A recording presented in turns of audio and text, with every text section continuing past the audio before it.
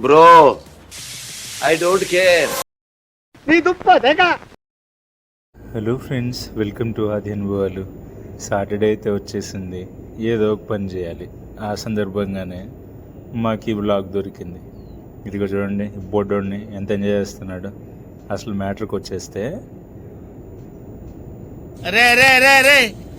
ఏంట్రా ఇది? Voice gap రాలేదు, నేనే గ్యాప్ ఇచ్చా. చూడండి, ఈరోజు అయితే ఇందిరానగర్ ఉంది కదా బెంగళూరులో, ఇక్కడికైతే జస్ట్ షాపింగ్ అని వెళ్ళాం. దారి మధ్యలో ఎవరికో కిడ్స్ కోసం అన్నీ అమ్ముతున్నాడు. రేట్లు అయితే అదిరిపోతాయి, పక్కన పెట్టండి. 10 రూపాయలది 100 రూపాయలు అమ్ముతాడు.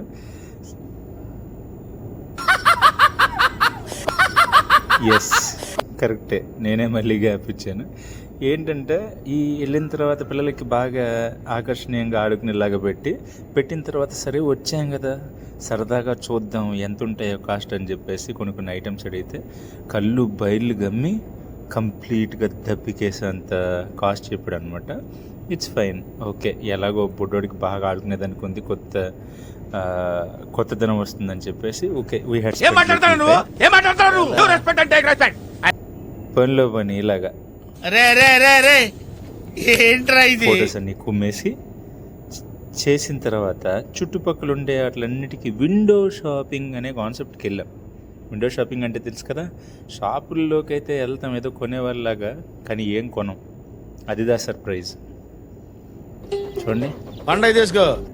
మొత్తం అంతా గ్లాస్ వ్యవహారాలే, అంతా glassy items, glassy lifes, very fatal, fragile. ఇదిగోండి, ఇలా ఎంజాయ్ చేసి పోలా అదిరిపోలా ఫుల్కు ఇలా వీకెండ్ టైం స్పెండ్ చేసిన తర్వాత కొన్ని ఫోటోలు అయితే ఇలా తీసుకొని, అఫ్ కోర్స్ ఈయనే రైట్, లాస్ట్లో ఫినిషింగ్ టచ్ కోసం అని చెప్పి ప్యూర్ బ్లూమ్ దగ్గరికి వెళ్ళాం. బాగానే కలెక్షన్స్ ఉన్నాయి, కానీ తెలుసు కదా ఇందిరానగర్ అంటేనే పాష్ ఏరియా. ఆ ఏరియాకి వెళ్ళినప్పుడల్లా గుర్తొచ్చే విషయం ఏంటంటే తమ్ముడు కాస్ట్ గురించి. Okay, good, it's nice. So this is our vlog. Will come with next one. Thank you.